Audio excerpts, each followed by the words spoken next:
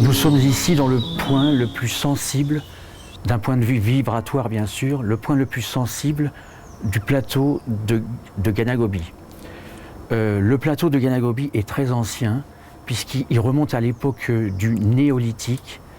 Et ici, en fait, nous sommes dans une zone extrêmement puissante que moi je qualifie hors religion, dans une zone que je considère comme étant tout à fait intemporelle.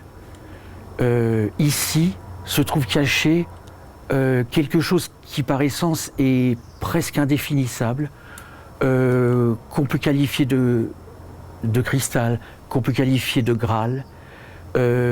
Ici gît un grand secret. Ce grand secret,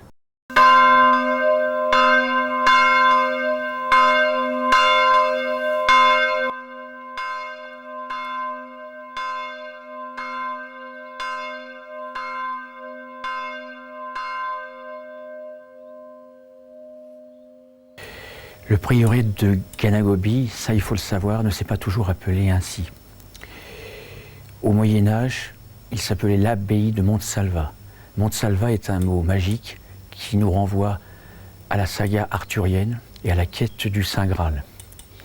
Et ce mot n'est pas innocent dans la dénomination de cette ancienne abbaye. Il s'avère en fait que les constructeurs de cette abbaye ont eu connaissance du grand secret qui réside ici et ils ont tenté. Là, nous sommes véritablement sur le site même de Théopolis, sur le site même de cette porte du ciel que j'évoquais précédemment. Vous pouvez constater que dans un très lointain passé s'est produit ici ce qu'on appelle en géologie une fracture géologique. Vous voyez donc deux petites montagnes. Celle de gauche, nous l'avons baptisée depuis très longtemps le Dromon. Celle de droite, nous l'avons baptisée le Dromonnet. Ces deux monts ont toujours porté ce nom depuis des siècles. Et en fait, c'est ici que se concentre essentiellement toute l'activité du phénomène OVNI depuis très longtemps. Alors, bien sûr,